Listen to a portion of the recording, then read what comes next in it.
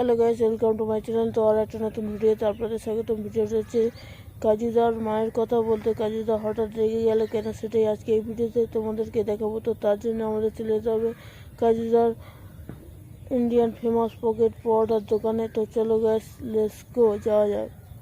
তো ফাইনালি চলে এলাম সেই বিখ্যাত ইন্ডিয়ান ফেমাস পকেট পরোটা কাজুদার দোকানে। তো কাজুদার দোকানে এসে দেখি কাজুদা এতটা পরিমাণে রেগে আছে, কি বলবো গ্যাস, প্রচণ্ড পরিমাণে রেগে আছে।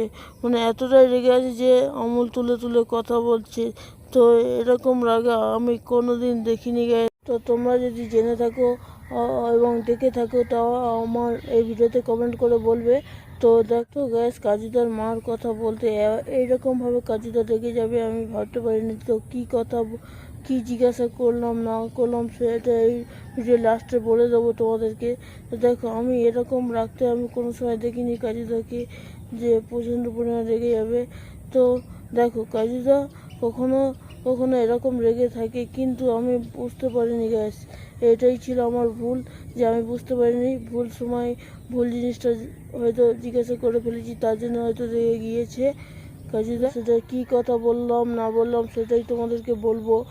তো দেখো, আমি বলবো করছি কিন্তু বলছি না।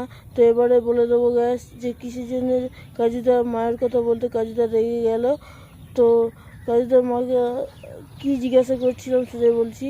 যে আমি জিজ্ঞাসা করেছিলাম যে কাজুদা, তুমি তোমার মায়ের কথা শোনো নাকি অন্য কারোর কথা শোনো?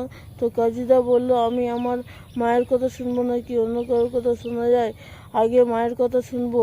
তো এই কথাটা বলার জন্য কাজুদা এতটা রেগে যাবে আমি ভাবতে পারিনি। প্রচণ্ড পরিমাণে রেগে গিয়েছিল।